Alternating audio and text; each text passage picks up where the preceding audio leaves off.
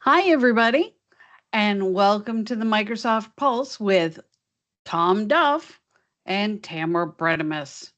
Today, we'll be going over the Microsoft roadmap so you don't have to. We're going to find out what's new and what's changed in development, rolling out, and launched, and also canceled. So, we do have four sections that we go over. In development means Microsoft is working on it, rolling out means it should start appearing in your tenants. Launch means it should be in your tenant, and canceled means It's never going to soup be for in your you. tenant. Yeah. So why don't we go ahead and get going, Tom? Why don't you start us off with in development? Okay, I'm going to go ahead and toss some Copilot ones out there.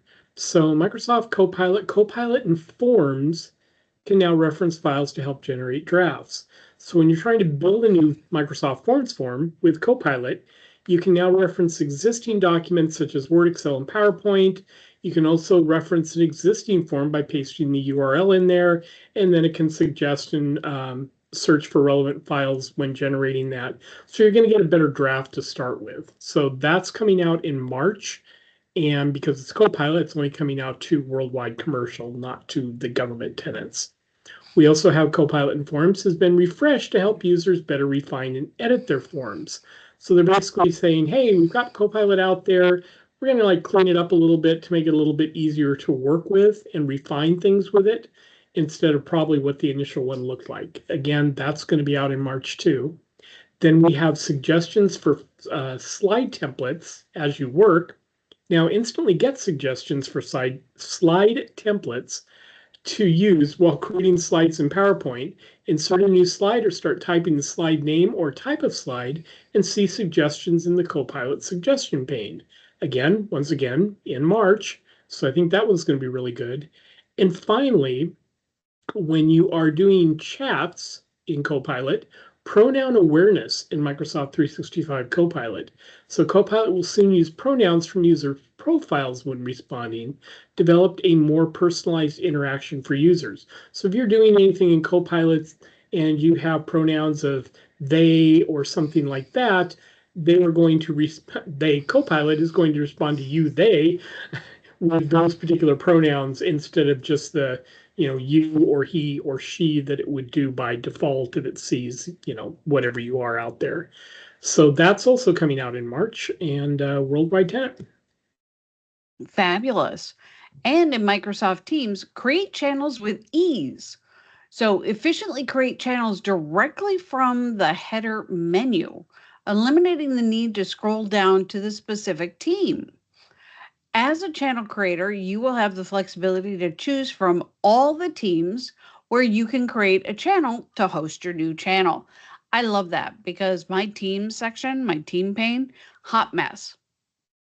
Just a hot mess. I haven't taken time to alphabetize it Yeah. or put it in the order in which it's most frequently used. So I appreciate that. Also, OneDrive, upcoming change to shared folder experience in Microsoft OneDrive. So, with this feature update, when a user clicks a link to a shared folder from Teams chat, channels, email, or other places, they will navigate to the shared folder within the people view of their own OneDrive. This new view, organized by people, will show and allow access to all the files and folders that have been shared with the user. So that seems like a different change. That's coming out in March. And then Microsoft Teams customized the location of Teams notifications on the web.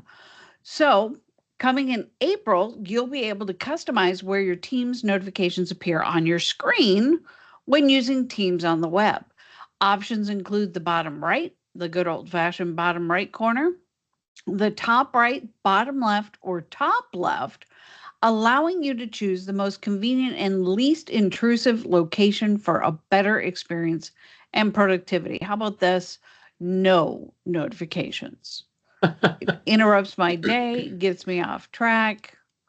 Yes, some of them I need, but how do I weed them out? And So, I was going to yeah, say, I'm go a ahead, little Tom. surprised that they put that one out there because I know that it hit us as targeted release like a month ago. Was that for the desktop or the web? Oh, this for the web. Never mind. Okay. Bad Tom. Let's go on to rolling out. What do you have in rolling out, Tom? So I'm going to go ahead and head down to the bottom and leave you some of the ones up at the top. Okay. Microsoft Teams delayed simultaneous ring setting. So if you have shared call responsibilities, the delayed simultaneous ring will ensure calls configure the intended recipient first instead of having everybody get the call at one time and everybody tries to jump on at once. So that's going to minimize noise, distractions, especially for roles like delegates and customer service teams. That's rolling out in February to GCC and worldwide. Then we have tag mentions filter in activity. And that one I'm actually seeing out there right now too. And that is to view all your tag mentions, select the tags mentions filter in your activity feed. It's up at the top. The mentions filter allows you to catch up quickly on personal mentions, while the tag mentions filters allows you to catch up on anything that's your part of the tag that was actually put out there. That one is also coming out to worldwide GCC, GCC High, and DoD in February. SharePoint Pages authoring accessibility checker. I really want to see this one when it comes out. Mm-hmm. And that is the accessibility assistant empowers content creators to ensure their SharePoint pages meet accessibility standards. It's nice that it makes it really easy to actually get all that information without having to know every little tweak that you have to do to make it compliant. And then the final one, Microsoft Teams improvements to the transcription experience in meetings. So basically, when transcription recording or Copilot is enabled before or during a meeting, users will be prompted to select the chosen language to ensure transcription accuracy. Then, when it is enabled, either by itself or recording, only the meeting organizers, co-organizers, and transcription initiator will be able to change the spoken language. Next, we're simplifying the settings by creating a new settings page for meeting spoken language and translation language for live translated captions. There's a lot of language stuff going on here. Yeah. Lastly, when participants speak a language that doesn't match the selected language in the spoken language setting, the meeting organizer, co-organizer, and initiator will get a notification that the language is mismatched. So this is going to work really well, I think, for scenarios where you have multi-language type meetings. It's going to help make sure that what it's getting in the transcription is actually the right language and it's not making decisions on words that really don't exist. That is coming out in February. Microsoft Teams, worldwide, GCC, GCC High, and DoD. Great. Then we also have Microsoft Teams Intelligent Event Recap in Town Hall and Webinar. Now, this is for premium only. So if you don't have premium, I'm sorry. So Intelligent Recap is now available for Town Hall and Webinar event instances, just like the Intelligent Recap experience you're used to for meetings. Event organizers, co organizers, and presenters can now easily explore the meeting recording by speakers and topics and access AI generated meeting notes, AI generated tasks, and name mentions. In addition to availability with a Teams premium license, intelligent event recap features are also available in Copilot for M365 licenses. And so that should be at a tenant near you if you are in the worldwide tenant, GCC, or GCC High. Then we also have Microsoft Teams. Team devices update only when idle. Thank you. Yay. So excited about this.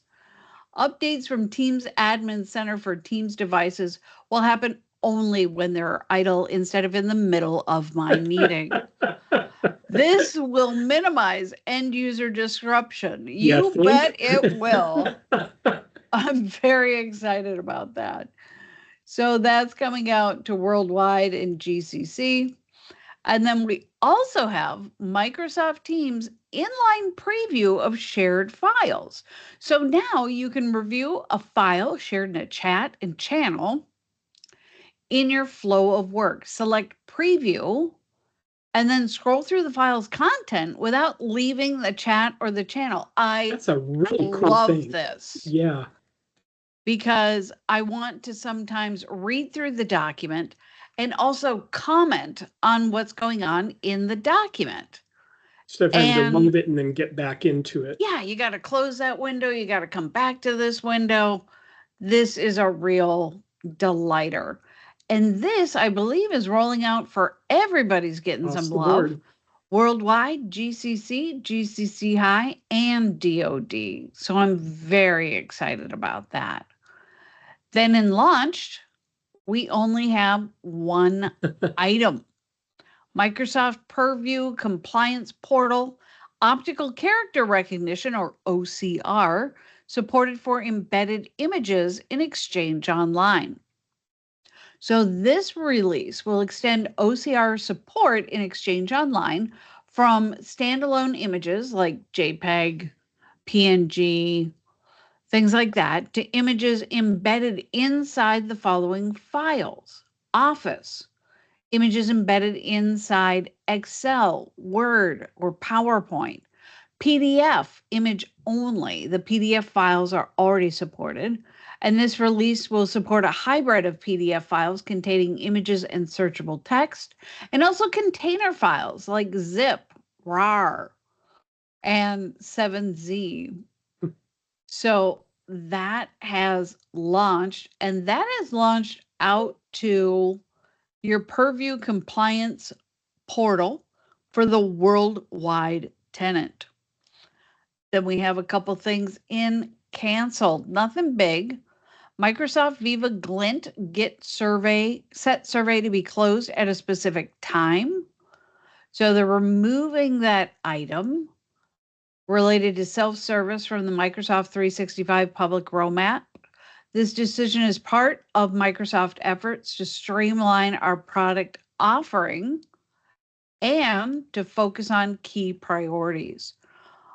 Also, there's going to be an update for the Viva Glint user interface experience, except that Microsoft is removing that from the roadmap as it's trying to streamline things that are going on with that. And then Copilot Biz Chat, file sensitivity labels in Copilot Web grounding chat.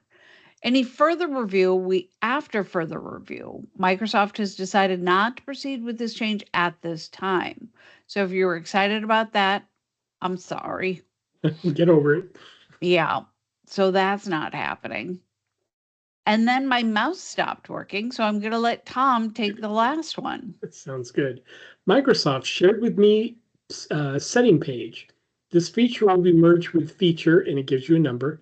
This creates a new settings page that will give users details on the permissions that they have for the shared folders and mailboxes that they have added to the new Outlook for Windows and OWA hashtag new Outlook for New Windows. Windows. And that's been canceled, and yeah, you're not going to see that one. All right.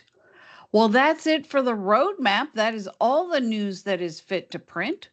Thanks for tuning in. We hope we were able to provide you with the information you needed to make decisions throughout your day. Thanks so much for tuning in and have a good one. Bye, friend.